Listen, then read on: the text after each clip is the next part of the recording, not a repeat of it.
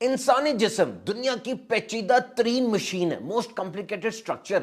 10 इसमें सिस्टम काम कर रहे हैं। ये स्केलेटल हड्डियों का, ये हजम का, डाइजेस्टिव है, सांस का, और 78 ऑर्गन्स हैं, मुख्तलिफ उज्व, आंख, जिगर, गुर्दा, दिल, फेफड़ा, और 5.6 लीटर खून गर्दिश करता है पूरे जिस्म में, और दिन में 12,000 मील का सफर तय कर लेता है। और 37 खरब खलिए इंसान के जिस्म में सेल्स हैं।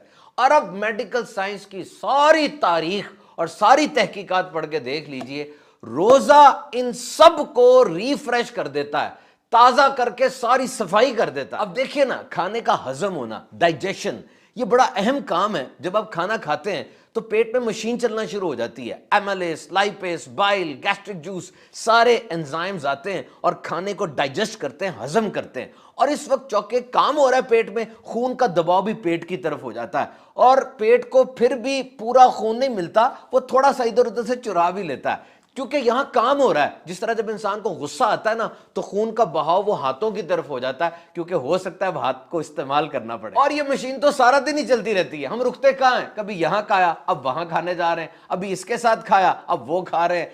तो ये चलती रहती है, ये काम होता रहता है। लेकिन रोजे के दौरान ये मशीन रुक गई, पेट में खाना नहीं है, तो दिमाग को अब मौका मिल गया कई दूसरे काम करने का, और वो ताकत जो यहां लग रही थी अब वो दीगर कामों की तरफ लगेगी, जिसमें एक अहम तरीन काम वो डिटॉक्सिफिकेशन है, यानी जिस्म से जहरीले मवाद का इखराज।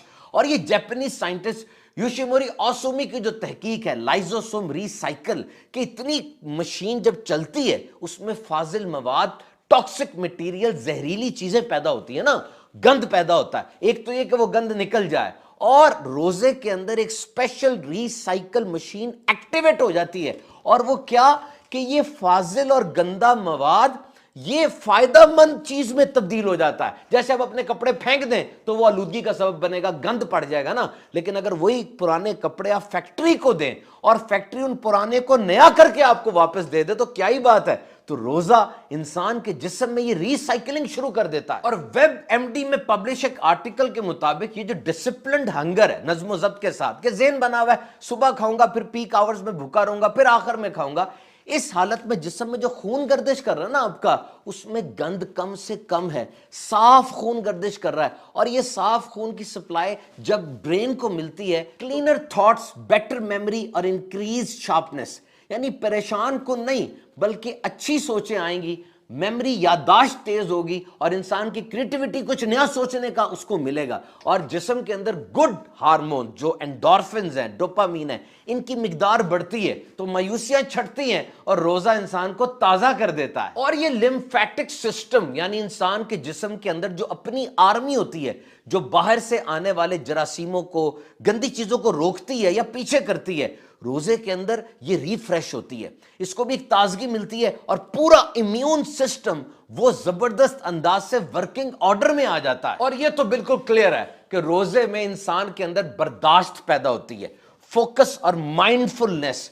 आज जो दुनिया में नफ्सियाती बीमारियों का एक सुनामी आया हुआ है, ओवर थिंकिंग की वजह से, यानी इंसान ज्यादा सोच रहा है या बहुत ज्यादा उसकी सोचें इधर उधर बिखर रही हैं, रोजा सोच को सेट कर देता है कि देख बंदे, तू भूखा, तू प्यासा सिर्फ अल्लाह की रजा के लिए। माइंड सेट हो गया, फोकस सेट हो गया, और अब ये उछलता कूदता दिमाग वो बैलेंस्ड अप्रोच में आ जाएगा, इत्तेदाल के अंदर आ जाएगा। तो सही अंदाज से असूलों के साथ रोजे रखने वाले एंजाइटी, डिप्रेशन, टेंशन से बचेंगे इंशाअल्लाह। और अब जो दुनिया में 2 अरब से ज्यादा लोग ओवरवेट है, उनका वजन ज्यादा है या खतरनाक हद तक ज्यादा है, तो देखिए, under proper medical guidance, fasting can prove to be an effective, surest and easiest way to shell out excessive fats with an acceptable amount of side effects.